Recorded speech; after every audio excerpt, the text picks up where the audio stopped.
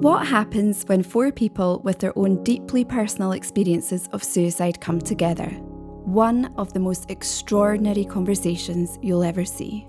I'm Laura, and along with three others, we each shared a letter we'd written to a loved one or ourselves for our new campaign, What If a Conversation About Suicide Could Save a Life? Then we talked about what we've learned on our journey and what we want others to know. Because talking about suicide is the best way to prevent it from happening. This is The Conversation from Suicide Prevention Scotland.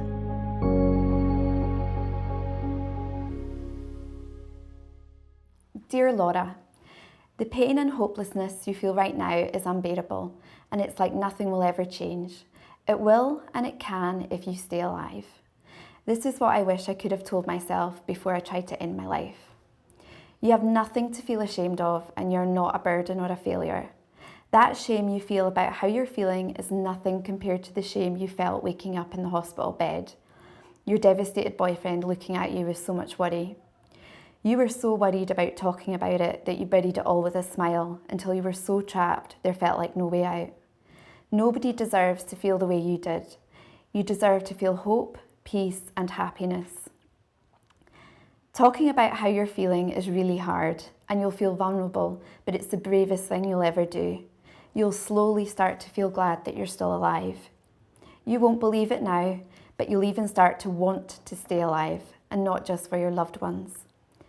You'll get engaged, buy a house, and laugh endlessly at the silly things your cat and dog do. People that love you listen to you without judgment and don't try to fix you. You'll still struggle sometimes, but you'll learn coping strategies that help. If you can just hang on for one more day, that day will turn into two. Before you know it, you'll have managed to stay alive for longer than you ever imagined. You might even be able to tell your story and help others. Try believing that there is a chance you can feel hope again, because I promise you, you will. How do I know? Because this is my story. Love, Laura. That's so lovely. It's full of hope and inspiration in terms of how bad you were feeling to where you are now. It's a bit cheesy writing to myself, but I think, because I do still struggle. I mean, not so much in, that I want to end my life, but I'm always consciously aware that it's within view, and I have to be incredibly careful. I suffer from PMDD and different things, and hormonal fluctuations really affect me and can totally pull me out of whack, and I can be in vulnerable position. And so it's the little coping strategies that's starting to, for example, keeping a diary. It's been life-changing for me because I can see that there is hope. Because sometimes, it's like the shutters just can come down on me. And I what I'm sitting here doing today, and I might feel like this didn't even happen, but if I can look and see it in my own handwriting that I did do this, and I did feel confident, and I was able. Some days I struggle to even get out of bed and shower, and I feel a bit ashamed saying that because it feels like I should be. That was then, and this is now. But this is what I've realised after, unfortunately, that was my third suicide attempt. But I realised that, no, this is a lifelong condition, mental health disorders that I live with. But they don't define me, but they can define my actions sometimes. And that's what I have to be a little bit patient with myself about, and and not overwhelm myself. Sometimes I really struggle with social anxiety, which seems incredible sitting here doing this today, but it's just some days I can do things, some days I can't. And it's almost like having enough tools in your tool belt that to be able to cope on the days when things are a bit more of a struggle. Sometimes it's simple things like if I'm feeling really, really anxious, not going into a supermarket because I get overwhelmed by the lights and by the people and by the choice. I have ADHD as well, so there's just like a plethora of things that make me who I am, But that's a good thing though, do you know what I mean? And you've learned a lot about yourself. Yeah. And you're learning to live. Yeah. with yourself and what works for you and what doesn't work for you, which is Yeah, amazing. definitely. Do you know what I mean? And I think like one of the biggest things I wanted to get across in this is that I think sometimes trying to find help is so difficult. Yeah. And then sometimes you might even get help and it might not be the right type for you, you know, but what works for you, what works for somebody might not work for you. And for me, counselling's been so beneficial. And like I've realised that is now a really important thing that I have as part of self-care, you know, and just kind of investing in myself a little bit. You talked about like the toolkit there as well, because like from one perspective, going to counselling, I did a sort of a kind of weekly sort of programme of trying to learn techniques around kind of managing my anxiety as well. I'm now a bit more open with my friends about kind of speaking out when I've maybe had a bad day or my mood's been low or those sort of things. So there's all these sort of things that sort of build up, that sort of kind of give me hope that, you know, that can help me in future, whereas before I wouldn't have maybe called upon those sort of tools from the toolkit. Yeah. I think I have like massive avoidance things, so I don't like people to see me when I'm feeling down, and I think it's part of that is that vulnerability thing, and my fiance sees it all the time, you know, but I think there is a little bit, I'm more honest with people and say, look, instead of making up a big excuse about why I've not been in touch for weeks and weeks, I just say, I've been really struggling and I just needed to hibernate and recoup my strength. I also meditate, and that's been massive for me. It's been life-changing, but in the same sense, that's been a struggle as well, because if you've got an anxious mind, you know, we speak about mindfulness and different things. If you've got an anxious mind, like, it's really difficult to learn mindfulness or meditation when you're in an anxious period. So it's one of those little habits that has helped me. The more I've practiced it, so that when I do get really anxious, I can try and drop back in. But it's not always an instant fix, you know. It's and some people are so, you know, some people will have feelings of wanting to end their life that will luckily only happen once in their life or whatever. I've wanted to end my life since I was a child. I've never felt like I belong here. And so it's something that is like, you know, it's just that, it's there. And it's almost trying to learn to cope with that voice that don't let it get out of control.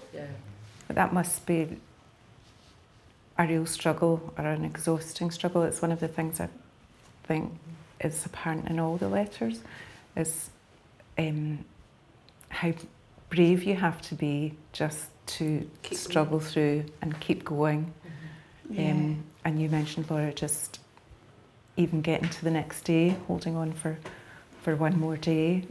So that hope doesn't need to be about where you're going to be in 5 years' time. It's just giving someone enough hope to hold on for that next day. And I recognise that with Dylan as well, that actually his bravery was in getting through each day. And although he wasn't brave enough to ask for help because that was too difficult, it takes bravery from both sides. Well, that's so true. I think, I mean, I'm so lucky that I have my partner, and I think that was one of the bravest things he ever did was be like, I need you to just talk to me when you're feeling like this. And we've been together for over 20 years, and you know, and even that it's only been in the past few years that I'm like, okay, well, I will speak to you, but and does that still take courage for you to do that? Is it easier? It's much easier now, but it's much easier, and I'm much more open now in saying I feel like I don't want to be here, or I feel like it's just all too much.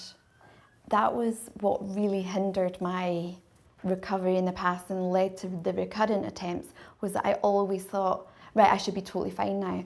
I should be this, I should be that, or this. And it was like it's so cheesy, but it was changing from that, where am I going to be in 5 years? Where am I going to be in 10 years? To going, okay, well, I actually started to try and do one nice thing for myself each day. And whereas in the past I would have decided, right, well, that must mean running a marathon or, doing something massive. And that one thing started with, I'm going to make a wee cup of tea. I'm going to sit outside and have that cup of tea. And that was like one thing. And then even saying it, now I know it sounds a bit silly, but it's then that little thing that goes like, I'm going to put that nice moisturiser on my hands. And it's almost like reassociating with yourself. Just a little, it's like it layers. It's little layers that little can steps, help you. isn't it? And, Yeah. and it's hard when someone's not feeling hopeful that life is going to change or get better. And I think the last thing you want to do is put, we're talking about judgment, but you don't want to put pressure on anyone either. Yeah. So that's why the listening is so important, but by helping them to have hope that actually by talking and by trying to get the help that they need, that even though that closed door and trying to open it is a bit scary, that actually it might help, it might not help, but it might help, so it's worth trying. So it's trying to instill that hope in someone when they feel that all hope is lost. So it's those little steps. I think as well, like some days I do still feel hopeless, and I think there must be other people like me that struggle with that. And however, like today I do feel hopeful, and so the thought that on one of those days that could just be it, lights over, I don't then have a chance of hope again. And so today makes up for the days that are hopeless. But I think I used to put really massive expectations on myself. And I think learning to sort of change that, or learning to kind of just understand myself a little bit better, has been life-changing. And again, it's that self-compassion, isn't it? If you had a broken leg or you had cancer or something, you would feel compassionate towards yourself, but for some reason with suicide and feeling so low and anxiety, there's this worry that everyone's got to be big and brave and put this face on, when actually underneath the surface, the more you talk to people, the more you realise actually there's a lot of people struggling. Some days, not every day, but some days, and then they're okay. And I think the more people talk about it, it is a brave thing to talk and share how you're feeling and be, like you say, be vulnerable. But it's also brave to be there as well for someone, and that. Oh, definitely. I think that's, I think that to say to someone, do you feel suicidal? Yeah. It is scary because you don't know if they say yes or no. Either way is quite scary. But it's worth it. It just gives someone the chance. Yeah, gives them the permission. Yeah.